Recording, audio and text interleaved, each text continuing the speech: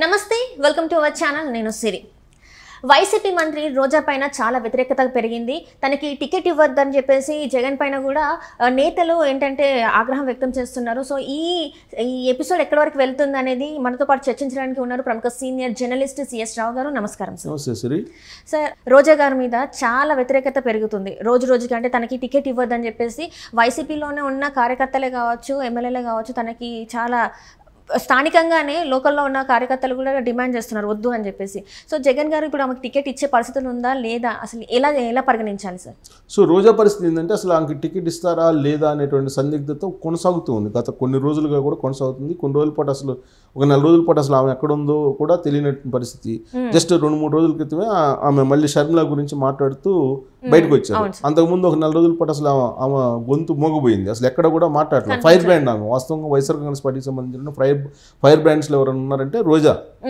So రోజా అందరికి కనిపిస్తూ ఉంటారు రోజా అది విరుచుకుపట్టడంలో ప్రత్యర్థుల మీద సో అందుకే రోజా వైపు అందరూ చూస్తూ ఉంటారు సో ఇలాంటి పరిస్థితుల్లో అసలు రోజాకి టికెట్ ఇస్తారా లేదా నగర్లో ఆమె గ్రాఫ్ బాగలేదు అనేది వైఎస్ఆర్ కాంగ్రెస్ పార్టీ ఒక నిర్ధారణకు వచ్చేసింది సో ఎవరి గ్రాఫ్ అయితే బాగలేదో వాళ్ళందరికీ ఫోన్ చేసి పిలిపిస్తూ వాళ్ళకి టికెట్ లేదని చెప్తున్నారు కానీ రోజాకి ఇంతవరకు అయితే ఫోను చేసి పిలిపించారా లేదా అనేది మనం అనుకుంటే కానీ ఇప్పటివరకు అయితే ఫోన్ ఆమెకి వెళ్ళినట్టు తెలియట్లేదు అంటే చివరి నిమిషంలో ఫైనల్ లిస్ట్లో మాత్రం ఆమెను పిలిచి చెప్పేటువంటి అవకాశం ఉంది అనేది ఒకటి వినిపిస్తుంది వైఎస్ఆర్ కాంగ్రెస్ పార్టీ వర్గాల్లో ఈ లోపుగా ఏం చేసింది రోజా మనకున్నటువంటి ఇన్ఫర్మేషన్ ప్రకారం ఆమె స్టాలిన్ తమిళనాడు ముఖ్యమంత్రి స్టాలిన్ దగ్గరికి వెళ్ళి జగన్మోహన్ రెడ్డి దగ్గర ఏదో మాట్లాడించినట్టు మళ్ళీ పోటీ చేయడానికి టికెట్ ఇవ్వాలి అనే దాని మీద ఏదో సజ్జన భజ్జనలో సంప్రదింపులు జరిపినట్టు కూడా ఒక న్యూస్ వచ్చింది రోజా భర్త సెలవుమణి వెళ్ళి మాట్లాడారు అని చెప్పి లాస్ట్ టైం కూడా క్యాబినెట్లో ఆమెకి స్థానం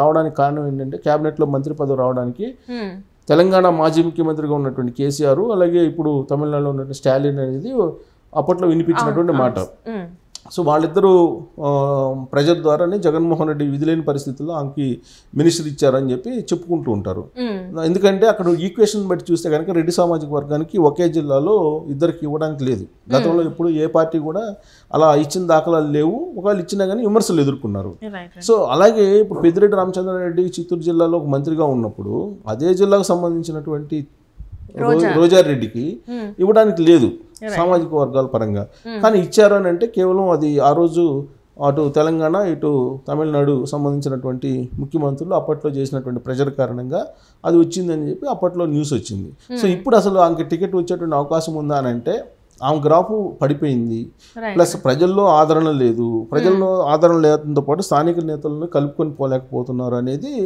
వైఎస్ఆర్ కాంగ్రెస్ పార్టీ అధిష్టానం వద్ద పక్కాగా ఉన్నటువంటి ఇన్ఫర్మేషన్ అంతేకాదు 2-3 సందర్భాల్లో జగన్మోహన్ రెడ్డి కూడా ఆ లోకల్ లీడర్లకి రోజాకి మధ్య పంచాయతీ చేసేటువంటి ప్రయత్నం కూడా చేశారు అయినప్పటికీ కూడా సఖ్యత కుదరలేదు మనం గత ఏడాది లాస్ట్ ఇయర్ 28 ఆగస్టు అప్పుడు జగన్మోహన్ రెడ్డి అక్కడికి వెళ్ళారు బటన్ నొక్కే కార్యక్రమానికి వెళ్ళిన సందర్భంగా అక్కడ వర్గ విభేదాలు ఏ విధంగా ఉన్నాయో తెలుసుకొని అటు అక్కడ ఉండేటువంటి ప్రధానంగా కార్పొరేషన్ చైర్పర్సన్గా ఉన్నట్టు కేజే శాంతి ఈడిగా కార్పొరేషన్ అంటే నగరి కాన్స్టిట్యున్సీలో ఉండేటువంటి ఈడిగా కార్పొరేషన్కి సంబంధించినటువంటి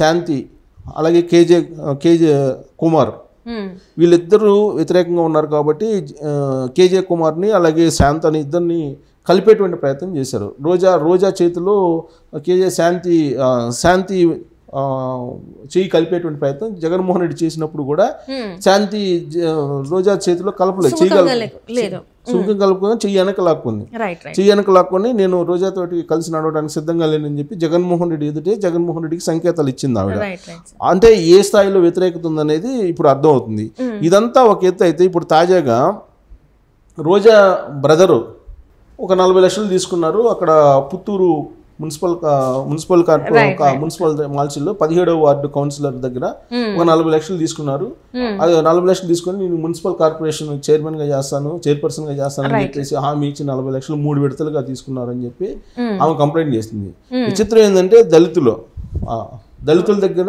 ఈ విధంగా చేశారు డబ్బులు వసూలు చేశారు దీంతో ఇది ఒక పెద్ద బ్లాక్ స్పాట్ గా ఇప్పుడు రోజాకి మారింది ఈ సంఘటన తోటి మిగతా వాళ్ళు కూడా బయటకు వచ్చారు ఎవరెవరు బయటకు వచ్చారు ఆ నియోజకవర్గంలో ఉండేటువంటి వడమాల పేట జడ్పీటీసీ సభ్యుడు మురళీధర్ రెడ్డి అలాగే పుత్తూరులో ఉండేటువంటి YSR Congress party BC cell రాష్ట్ర కార్యదర్శి ఏలుమలై, రైట్. అలాగే నిడ్రలో శ్రీశైలం బోర్డు చైర్పర్సన్ చక్రపాణి రెడ్డి, తర్వాత నగిరిలో ఈడిగా కార్పొరేషన్ చైర్పర్సన్ కేజే శాంతి, ఆమె భర్త మాజీ మున్సిపల్ చైర్మన్ కేజే కుమారు, అలాగే విజయపురంలో ఎంపీటీసీ సభ్యుడు లక్ష్మీపతిరాజు, వీళ్ళందరూ కూడా రోజా మీద డైరెక్ట్ గా వ్యతిరేక బావుట ఎగురవేశారు. వీళ్ళ దగ్గర కూడా ఏమన్నా తీసుకున్నారా, లేకపోతే వీళ్ళు ప్రజల్లో వ్యతిరేకత ఉంది కాబట్టి వీళ్ళు కూడా వ్యతిరేకంగా ఉన్నారా సార్? వీళ్ళు ఫస్ట్ నుంచి వ్యతిరేకంగా ఉన్నారు రోజాకి, ఇప్పుడు ఇంకా బయటకు వచ్చారు. ఇంకా ఆ వ్యతిరేకత ఉండేటువంటి వాళ్ళ సంఖ్య కూడా పెరుగుతూ వస్తుంది. ఇప్పుడు ఈ సంఘటన 40 లక్షల సంఘటన బయటపడగానే ఇంకొద్దిగా ఎక్కువ వ్యతిరేకత కనిపిస్తుంది. సో చక్రపాణి రెడ్డి స్వగ్రాం కొప్పేడులో 2022లో అక్కడ 2022 అక్టోబర్లో జరిగిన రైతు భరోసా కేంద్ర శంకుస్థాపన కార్యక్రమానికి రోజాను ఆహ్వానించాల. అప్పటి నుంచి వీళ్ళ మధ్య రగులుతూ ఉంది. అలాగే పుత్తూరులో అక్కడ సచివాలయం ప్రారంభోత్సవానికి కూడా రోజా వస్తున్నప్పుడు అక్కడ ఉండే జెడ్పీటీసీ సభ్యుడు మురళీధర్ రెడ్డి తాళం వేశాడు దానికి. సో సచివాలయానికి తాళం వేశాడు. అంటే బాహాటంగానే ఆమెను వ్యతిరేకిస్తూ ఉన్నారు. అక్కడ నగర్లో ఉండేటువంటి ద్వితీయ శ్రేణి వ్యతిరేకించిన తర్వాత రోజా నగర్లో పోటీ చేస్తే ఎలా గెలిచే అవకాశం లేదు. కాబట్టి ఇప్పుడు రోజాకి అసలు టికెట్ ఇవ్వద్దని చెప్పేసి ఆల్రెడీ తాడేపల్లికి వచ్చి మొత్తం వీళ్ళంతా ఈ బ్యాచ్ అంతా వచ్చి జగన్మోహన్ రెడ్డి దగ్గర మొరపెట్టుకుంటున్నారు. మీరు ఎట్టి పరిస్థితుల్లో నగిరిలో రోజాకి టికెట్ ఇవ్వద్దు, రోజాకి టికెట్ ఇచ్చినా కానీ మేము పని చేయము, మీరు ఎవరికైనా కొత్త వాళ్ళకి కనుక మీరు టికెట్ ఇస్తే కనుక మేము దగ్గరుండి గెలిపించుకుంటాము అనేటువంటి హామీ ఇస్తూ జగన్మోహన్ రెడ్డికి వీళ్ళందరూ కూడా తాడేపల్లికి క్యూ కట్టారు. అంటే ఇంకొక అభియోగం కూడా తన పైన ఉంది కదా సార్, రోజా గారి పైన. అంటే తిరుపతి టికెట్లు అమ్ముకుంటుందంటే స్పెషల్ దర్శనానికి ఎన్ఆర్ఐ వాళ్ళ ఒక్క పర్సన్ దగ్గర 5 నుంచి 10 లక్షలు వసూలు చేస్తుంది అని చెప్పేసి కూడా వార్తలు వస్తున్నాయి. ఇందులో దీనివల్ల కూడా వ్యతిరేకత వచ్చే అవకాశం ఉందంటారు? ఇప్పుడు ఆమె మీద అనేక రకాల ఆరోపణలు ఉన్నాయి. ఒకటి కాదు, ఆమె మినిస్టర్ అయిన తర్వాత బయటకు వచ్చిన అంశాలు ఉన్నాయి, అంతకుముందు ఎమ్మెల్యే అయినప్పుడు బయటకు వచ్చినటువంటి అంశాలు ఉన్నాయి. తిరుమల తిరుపతి దేవస్థానం శ్రీవారి దర్శనానికి ఆమె ప్రోటోకాల్ దర్శనం వెళ్తారు, ఎమ్మెల్యే కాబట్టి. మంత్రి అయిన తర్వాత ఇంకా ప్రోటోకాల్ ఉంటుంది, సహజంగా ప్రోటోకాల్ దర్శనం ఉంటుంది, విఐపి ప్రోటోకాల్ దర్శనం ఉంటుంది. దానికి వెళ్ళాలంటే కనుక ఎవరు వెళ్ళాలన్నా కానీ ఆమెతో, అంటే పర్టికులర్గా ఆ పర్సన్ వస్తేనే, ఆ మంత్రి లేకపోతే ఎమ్మెల్యే వస్తేనే వాళ్ళతో పాటు మిగిలిన వాళ్ళని కూడా అలౌ చేస్తారు ప్రోటోకాల్ దర్శనానికి.